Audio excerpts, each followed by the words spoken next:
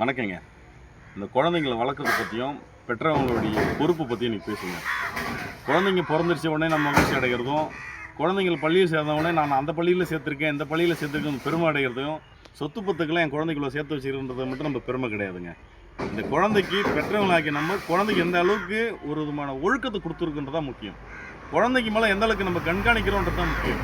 இது எல்லா விஷயம் பாருங்க, குழந்தைங்களுக்கு அடுத்த கட்டத்துக்கு கல்வி செல்வம் வேணும்னா நிச்சயமா ஒழுக்கம் வேணும். நம்ம படிக்கிற காலங்கள்லாம் குழந்தைங்க ஆசிரியர் என்ன பண்ணியிருப்பாருன்னா அடிச்சு மிரட்டி வருது. அவர் என்ன பயமுறுத்தணும் நம்ம கிடையாது. ஒழுக்க நெறியோட வளங்கடா பொதுவாக, அதுக்கப்புறம் படிப்பு 2வது வருஷம் சொல்லுவார். நம்ம ஒரு காலங்களில் எல்லாத்தையும் தவிர்த்துட்டு போயிடுவோம். ஆனால் அந்த குழந்தைகளோட ஒழுக்கத்தை மட்டும் தான் இருக்கும். இன்னைக்கு தப்புன்றது நம்ம குழந்தை மட்டும் இல்லை, எதிர வர மூலம் தப்பு நடக்குது. இப்போ நம்ம குழந்தை சரியாக இருந்தால் மட்டும்தான் சரி இவன் சரியானவன் கிடையாதுடா அப்படின்னு அதுக்கு யூகிச்சு அதுங்க ஒதுங்கி போகிற பழக்கம் ஆரம்பத்துலேருந்தே வருது. ஒரு செடி வளர்க்குறேங்க, அந்த செடியில் சைடு கிளைகள்லாம் வரும், வெட்டுவோம். அப்போ தான் செடி செழிப்பாக வரும், நமக்கே தெரியுதில்ல.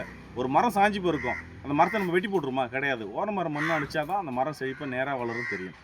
விரல் போகிறது தெரியாமல் மோதிரத்தை நம்ம தேடுற நிலைமையை நம்ம உருவாக்கக்கூடாது. குழந்தைங்களுக்கு சொத்து பத்து முக்கியம் தான். இது எல்லாத்தையும் விட குழந்தைகளை ஒழுக்கம் நமக்கு முக்கியம். ஒழுக்கம் வந்தாலே கல்வி செல்வமும் அதனுடைய பூதாகரமான வளர்ச்சியும் அபரிவிதமாக இருக்குங்க. எந்த ஒரு சூழலுமே குழந்தைகளை நம்ம கண்டிப்போம், இல்லைனா யாரோ ஒருத்தர் கண்டிப்பாங்க. நம்ம குழந்தைகளை ஏங்க யாரோ ஒருத்தர் கண்டிக்கணும்?